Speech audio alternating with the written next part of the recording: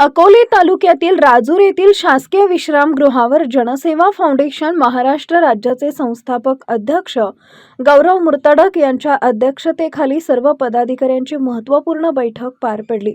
या बैठकीत महाराष्ट्र राज्य व अकोले तालुका कार्यकारिणी आणि पदाधिकारी यांची निवड करण्यात आली आहे।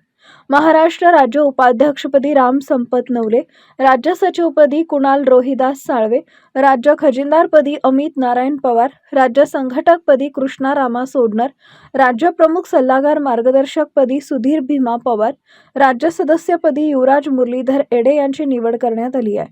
तसेच अकोले तालुका अध्यक्षपदी अनिल बाळू भालेराव, तालुका अध्यक्षपदी अस्मिता गुणाजी अस्वले, तालुका सचिवपदी विशाल प्रदीप पवार, तालुका संपर्क व सोशल मीडिया प्रमुखपदी प्रदीप सोमा लहामटे यांची निवड करण्यात आली आहे। नवनियुक्त पदाधिकारी यांचे सर्व स्तरातून अभिनंदन केले जात आहे। नमस्कार।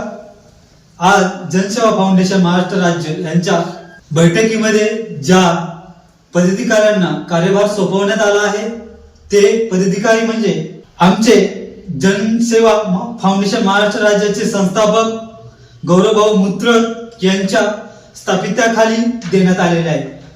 उपाध्यक्ष रामभाऊ संपत नवले, सचिव कुणाल साळवे, तसेच उपसचिव अजित सोमनाथ दिघे, खजिनदार अमित नारायण पवार साहेब।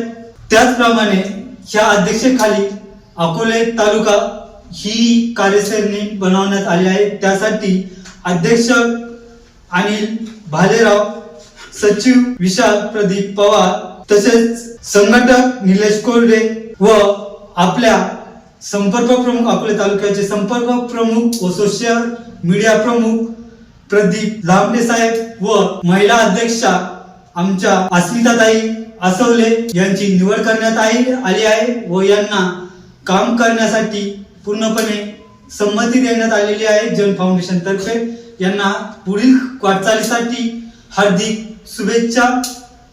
धन्यवाद। आज जनसेवा फाउंडेशन महाराष्ट्र राज्य कार्यकर्त्यांची व पदाधिकाऱ्यांची सर्वात महत्त्वपूर्ण बैठक घेण्यात आली। या बैठकीमध्ये गाव विकास ते राज्य विकासापर्यंत चर्चा करण्यात आली व सर्व ज्या पदाधिकाऱ्यांना पद सोपवण्यात आले त्या पदाधिकारी आपल्या पदाचा योग्य ते वापर करणार आहेत व चांगल्या प्रकारे काम करणार आहेत। त्यांनी असं आम्हाला आश्वासन दिले आहे।